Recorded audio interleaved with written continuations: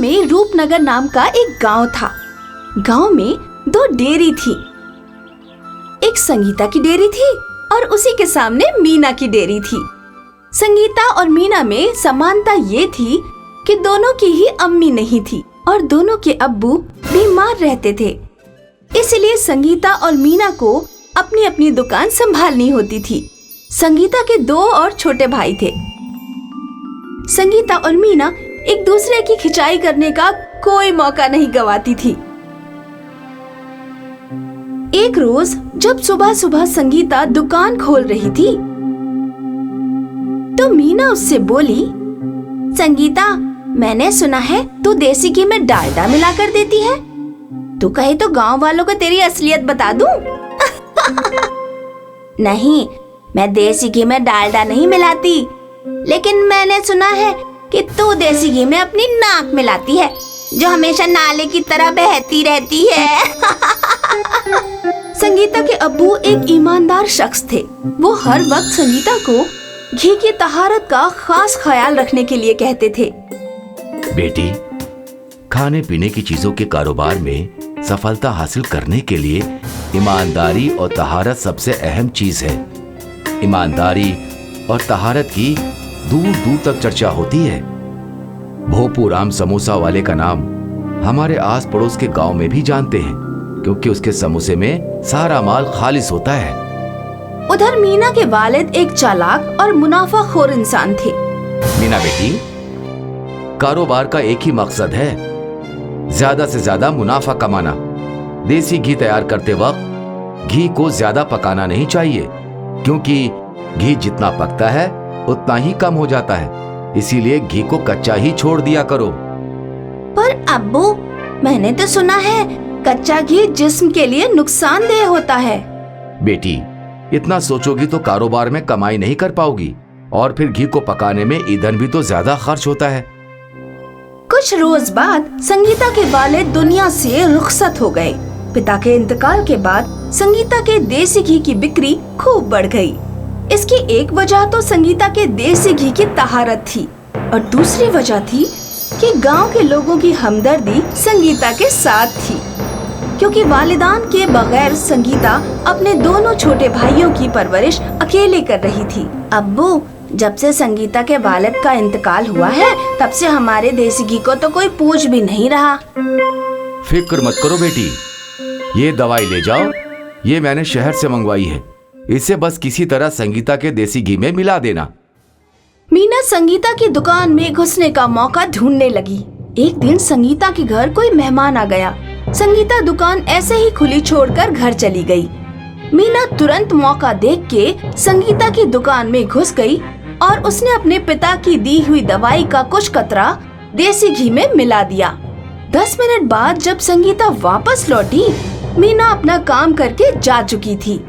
अगले दिन रक्षाबंधन का त्योहार था। संगीता का देसी घी खूब बिक रहा था, लेकिन जिसने भी देसी घी से बना हुआ कुछ भी खाया उसे जबरदस्त दस्त हो गए। और राम बाबू, सब खैरियत है ना? कुछ मत पूछो श्यामलाल, कल देसी घी की पूड़ियाँ खा ली थी। गुसल खाने जा जा के हालत खराब हो गई है। मेरी बेगम ने भी देसी घी की पूड़ियाँ खाई थी, उसे भी दस्त हो रहे हैं। तुमने देसी घी कहाँ से खरीदा था? वहीं जहाँ से सारे गांव वाले खरीदते हैं, संगीता की दुकान से। पूरे गांव वाले संगीता की दुकान पर हाजिर हो गए। देसी घी की जांच कराई गई तो उसमें केमिकल मिला। गांव वालों, संगीता ने आप लोगों के भरोसे का गलत फायदा उठाया और घी में मिलावट की। इसे तुरंत गांव से बाहर निकाल देना चाहिए। संगीता को गांव से बाहर निकाल दिया गया। या अल्लाह, मेरी मदद करे। मेरे दोनों भाई अभी नादान हैं। वो क्या खाएंगे और खुद का ख्याल कैसे रखेंगे? कहते हैं कि सच्ची दुआ में बहुत ताकत होती है। उसी वक्त सड़क से एक जादूगर की टोली गुजर रही थी। जादूगर ने देखा एक लड़की सड़क के किनारे बैठी रो रही है। क्या हुआ बेटी? क्या किसी ने तुम्हारा दिल तोड़ दिया है, इसीलिए रो रही हो? नहीं, घी में मिलावट के इल्जाम में गांव वालों ने मुझे गांव से बाहर निकाल दिया है। इसीलिए रो रही हूँ। मैंने तो घी में कुछ मिलाया भी नहीं था। मैंने अपनी जादुई नजर से सब कुछ देख लिया है। तू एक ईमानदार लड़की है। अपने गांव वापस जाओ और गांव वालों से गुजारिश करो कि तुम्हें एक मौका और दें। साथ में मेरा देसी घी ले जाओ, इसे अपने देसी घी में मिला देना।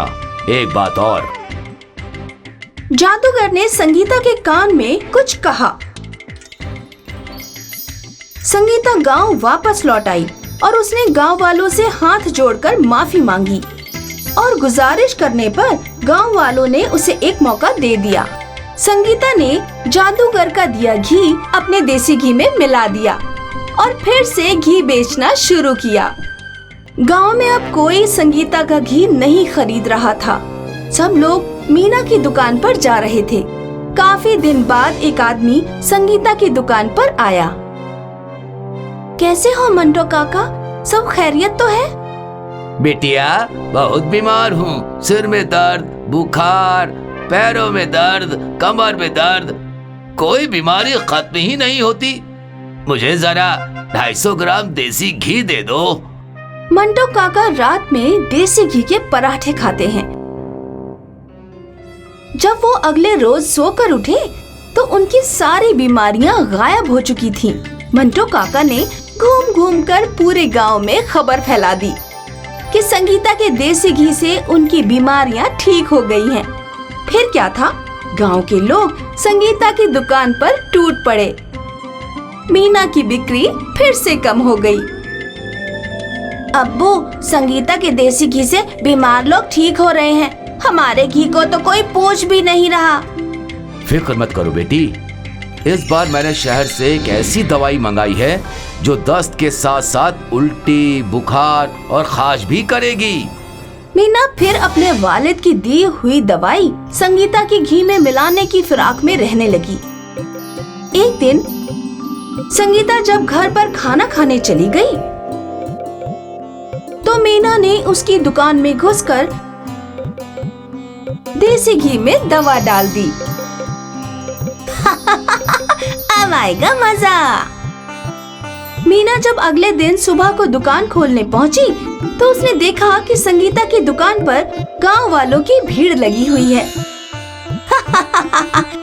लगता है इस बार गांव वाले संगीता की धुनाई करने के लिए इकट्ठे हुए हैं। लेकिन जब मीना संगीता की दुकान पर पहुंची तो उसके पैरों तले की जमीन खिसक गई। उसने देखा कि दुकान पर सीढ़ी चल रही है। गांव के लोग टीवी पर देख रहे हैं कि मीना संगीता के घी में कुछ डाल रही है। आओ मीना आओ, इस बार तुम्हारी चोरी पकड़ी गई क्योंकि मैंने अपनी दुकान पर सीसीटीवी कैमरा लगा रखा था। गांव की औरतों ने मीना की खूब धुनाई की और उसे और उसके अब्बू को गांव से बाहर निकाल दिया। किसी दूर मुल्क में एक पीटर नाम का अमीर व्यापारी रहता था। उसकी 3 बेटियां थीं, डेजी, अप्रैल और जेनी। तीनों लड़कियों में हमेशा इस बात को लेकर लड़ाई होती रहती कि तीनों में सबसे हसीन कौन है। जब मैं बाहर जाती हूँ तो पूरा गांव मुझे ही देखता है। मेरे जैसी खूबसूरत इस गांव में कोई नहीं है। सूरत देखिए आईने में, ऐसा लगता है जैसे किसी छिपकली ने इंसान के कपड़े पहन लिए हैं। हसीन तो मैं हूँ, जो भी कपड़ा पहन लेती हूँ ऐसा लगता है मेरे लिए ही बनाया गया है। तुम दोनों तो मेरे कदमों में धूल के बराबर भी नहीं। मैं तुम दोनों से ज्यादा हसीन हूँ और ज्यादा गोरी भी हूँ। इसी वजह से मेरी खूबसूरती के सामने तुम लोग कुछ भी नहीं। पीटर अपनी तीनों बेटियों के रोज रोज के मसलों से और उनके घमंडी स्वभाव से बेहद दुखी था। उसने सारी बातें अपने बूढ़े मुनीम को बता दी। एक काम कीजिए हुजूर, एक प्रतियोगिता का आयोजन कीजिए। कैसी प्रतियोगिता? खूबसूरती की प्रतियोगिता। मुनीम पीटर को समझाता है कि प्रतियोगिता कैसे आयोजित करवानी है। अगले दिन एक शख्स ढोल बजाकर पूरे गांव में ऐलान करता है, सुनो सुनो सुनो, इस इतवार को गांव में एक खूबसूरती की प्रतियोगिता आयोजित की जाएगी। गांव की सारी लड़कियां प्रतियोगिता में हिस्सा ले सकती हैं। जो भी प्रतियोगी जीतेगा उसे सबसे हसीन होने का खिताब मिलेगा। इसके साथ ही 1000 सोने के सिक्के भी मिलेंगे। प्रतियोगिता में हिस्सा लेने वालों को पड़ोसी गांव तक जाना पड़ेगा और वापस लौटकर आना पड़ेगा। डेजी, अप्रैल और जेनी को जब खूबसूरती वाले प्रतियोगिता के बारे में खबर मिली तो तीनों खुशी से झूम उठी। खूबसूरती का खिताब तो मैं ही जीतूंगी। तेरे बस की बात नहीं है, प्रतियोगिता तो मैं ही जीतूंगी। बेहतर होगा कि तुम दोनों प्रतियोगिता में हिस्सा ना ही लो, क्योंकि खूबसूरती का खिताब तो मेरे अलावा कोई जीत ही नहीं सकता। प्रतियोगिता वाले दिन सभी प्रतियोगी लड़कियां पड़ोसी गांव के लिए निकल गईं। ये प्रतियोगिता तो बेहद आसान लग रही है, इसमें तो सिर्फ पड़ोसी गांव जाना है और लौट आना है। रास्ते में सभी लड़कियों को एक औरत मिली। सभी प्रतिभागी लड़कियां मेरे करीब आए। सारी लड़कियों को एक एक खूबसूरत ड्रेस मिलेगी, उन्हें उसे पहनना है। डेजी, अप्रैल और जेनी नए ड्रेस लेकर बहुत खुश हुई। जब वो लोग आगे बढ़े तो राह में उन्हें एक अंधा शख्स मिला जो कीचड़ से लिपटा हुआ था। सुनो जरा, सुनो, क्या कोई मुझे सुन पा रहा है? मैं अंधा हूँ, कीचड़ में गिर गया था। क्या कोई मेरा हाथ थाम कर मुझे रास्ता पार करवा देगा?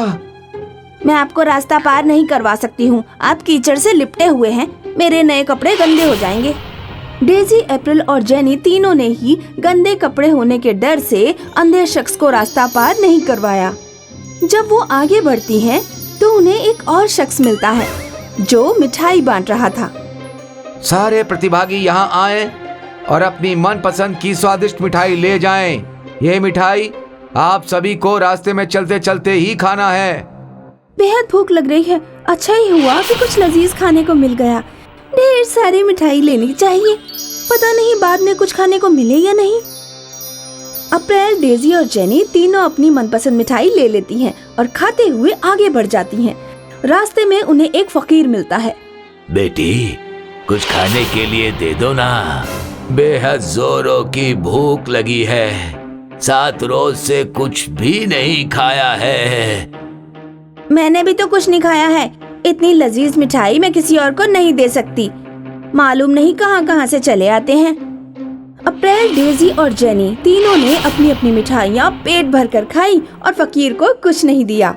कुछ देर बाद सभी प्रतिभागी पड़ोसी गांव पहुंच गए। सारे प्रतियोगियों को जंगल के रास्ते से 1 घंटे के भीतर गांव पहुंचना है। दौड़ो, तेज चलो या कुछ भी करो, लेकिन 1 घंटे के अंदर गांव वापस लौट आओ। अप्रैल, डेजी और जेनी तेजी से चलने लगे। जंगल में उन्हें एक शख्स मिला जो दलदल में फंसा हुआ था। कोई मेरी मदद करो, मैं दलदल में फंसते जा रहा हूँ, मुझे बाहर निकालो, कोई मेरी मदद करो। अगर मैंने इस आदमी की मदद की तो मैं गांव देर से पहुंचूंगी और प्रतियोगिता हार जाऊंगी। डेजी और जेनी भी ऐसा ही सोचते हैं। उनमें से किसी ने उस शख्स को नहीं बचाया। वे तीनों लोग जल्दी से आगे बढ़ गईं। अप्रैल, डेजी और जेनी के साथ साथ बाकी की सारी प्रतिभागी लड़कियां 1 घंटे के अंदर ही गांव पहुंच गईं। सिर्फ एक लड़की जिसका नाम नेगलीन था, वो देर से गांव पहुंची। प्रतियोगिता खत्म हो गई है और इस प्रतियोगिता को मैगलीन ने जीता है। मैगलीन ही गांव की सबसे हसीन लड़की है। अप्रैल, डेजी और जेनी को नेगलीन के जीतने पर बेहद आश्चर्य हुआ। तीनों रोते हुए अपने घर पहुंची। क्या हुआ बेटी, क्यों रो रही हो? अब्बू, हम तीनों में से किसी ने भी हसीन होने का खिताब नहीं जीता। वो सबसे आम दिखने वाली नेगलीन सबसे हसीन कैसे हो सकती है? बेटी, खूबसूरती सूरत पर नहीं बल्कि हमारे सीरत में होती है। सीरत से मेरा मतलब है कि हमारा किरदार कैसा है। तुम तीनों ने अपने कपड़े मैले होने के डर से उस अंधे शख्स को रास्ता पार नहीं करवाया, लेकिन मैगलीन ने अपने कपड़ों की फिक्र किए बगैर उस शख्स को रास्ता पार करवाया। तुम तीनों को सिर्फ अपने भूख की फिक्र थी। तुमने उस फकीर को भी कुछ नहीं दिया, जबकि मैगलीन ने अपनी सारी मिठाई उस फकीर को दे दी। तुम तीनों ने जंगल के दलदल में डूबे हुए उस शख्स को भी नहीं बचाया, क्योंकि तुम सभी में प्रतियोगिता जीतने की भूख सवार थी, जबकि मैगलीन ने प्रतियोगिता जीतने की परवाह किए बगैर उस शख्स की जान बचाई। मैगलीन का किरदार खूबसूरत था, उसकी सीरत खूबसूरत थी, इसी वजह से उसे हसीन होने का खिताब दिया गया। उस दिन अप्रैल, डेजी और जेनी को खुद बेहद शर्मिंदगी महसूस हुई और उन तीनों ने झगड़ा करना बंद कर दिया।